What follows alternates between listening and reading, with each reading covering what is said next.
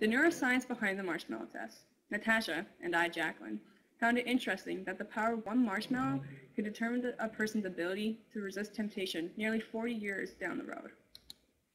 So basically the marshmallow test, they put preschoolers around a table with desirable treats like marshmallows and told them that if they could hold off eating them for about 15 minutes, they would come back and they would give them a larger and better reward. So basically they were testing the preschoolers' ability to resist. The distinct advantages of this was that it was shown that the children who presented more willpower were more likely to succeed later on in life because they showed that they could resist temptation.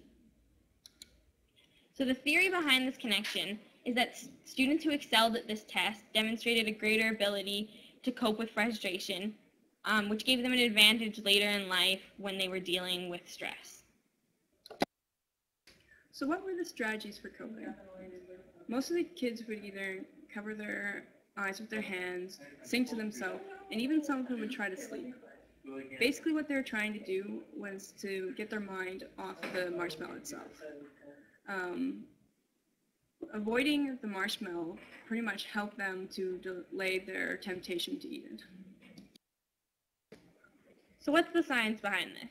When they used MRI to get an image of the preschoolers' brains, they found that different areas of the brain became more active during the test.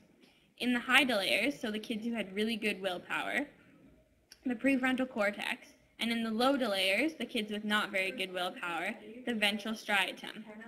They also found that cognitive mechanisms in the brain could be hijacked by the more emotional and primitive areas. So given the context and the compelling nature of the stimulus, so how bad they wanted the treat, it also varied their delay time. Peer pressure. So Natasha and I wondered, could this study show whether or not a person would resist peer pressure more or later on in life? So basically, if you were to do poorly in the marshmallow test, we wondered if you'd be the one more likely to resist the temptation, or give into the temptation, rather, of drugs and alcohol.